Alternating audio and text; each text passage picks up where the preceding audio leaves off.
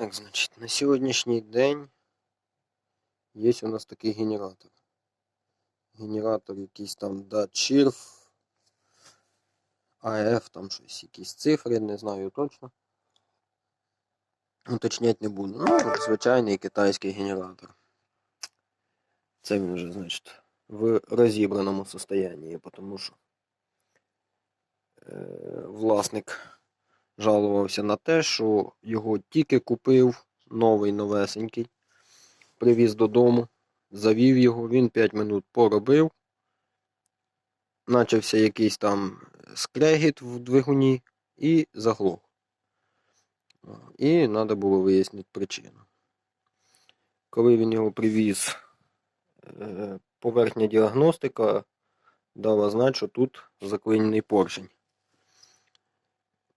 Тому що не крутився навіть оцей кікстартер. Ну що, шворка не крутилася навіть. Не міг провернути двигуна взагалі ніяк. Почав розбирати. А китайці лиють так, ці генератори, що, значить, циліндр. От він циліндр. Тут, де має ходити поршень. Не так, як приблизно в двигунах, що циліндр знімається окремо. А в китайців, особливо в генераторах, зараз я вам покажу, особливо в їхніх генераторах, циліндр литий повністю з корпусом.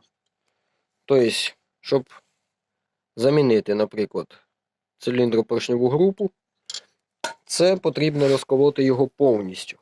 Повністю витягнути ротор, якорь, чи цей ротор, статор. Всю херню-мерню для того, щоб добратися от до поршня приблизно. Ну і це не біда. Ну, як кажуть, наші ламати не строять, розібрати його можна. Але тут получилося, столкнувся я по ходу дійства ще з одною проблемою. Є у нас, значить, якорь. І цей якорь ось оцим отверстием, оцею крильчаткою. Зараз я його поставлю, буде стояти. Ні, не стоїть. Ну, коротше, отак. Отак стоїть. Оцей якорь. Є спеціальні зйомники, але зйомник достати оказалося не так просто і не так легко. В наших регіонах їх або просто немає, або взагалі немає. Поэтому, значить, зняти зйомником для мене не предоставилось возможним. А він сідає прямо отак отут видно конус. І він сидить на цьому конусі, зразу на коленвалі. Тобто, от таким образом, отак. Отак воно виглядить. Якщо примерно, ну, в двигуні там всередині. Тобто, крутиться коленвал і, соответственно, крутить якорь. І отут стоїть ця кришка. Цей картер, який соєдиняється отут із двигуном. Тобто, безпосередньо з камерою згорання. І для того, щоб зняти оцю кришку, цей картер, треба, значить, витягнути якоря з коленвала. Тобто, роз'єднати його, щоб коленвал остався отут, отак він торчить. А якорь знімаєш і потім викрутуєш два болта і знімаєш ту кришку. Значить, чим я тільки не пробував. Передивився кучу відео в Ютубі, як його зняти. В домашніх условиях, коли немає під рукою ні зйомника, нічого наподобі зйомника. Передивився я кучу відео. Відео показують, що, значить, треба ставити шпильку сюди. Ну, тобто, у мене ось болт в руці.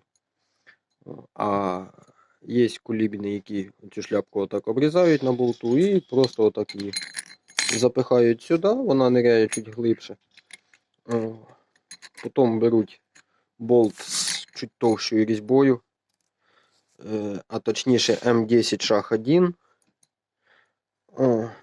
І отим болтом примерно ось він. Бачите, що в мене з нього вийшло. Отак його вставляють сюди в оце отверстие. Тут має бути різьба. І потім закрутюють. І ота шпилька внутрі, вона, виходить, видавлює цей якорь з коленвала. Попробував і я такий варіант. Ну, не тут-то було, тому що оказується, що в даному якорі тут різьби нема. Тобто, у цього болта я можу як забити, ось він нирнув, так само і витягнути. Різьби немає тут. Все. Значить, таким образом я не можу його витягнути. Далі дивився, якийсь там мужик показував, що можна отак. Ну, зараз я більш детально попробую показати, щоб це було наглядніше видно. К примеру, візьмемо.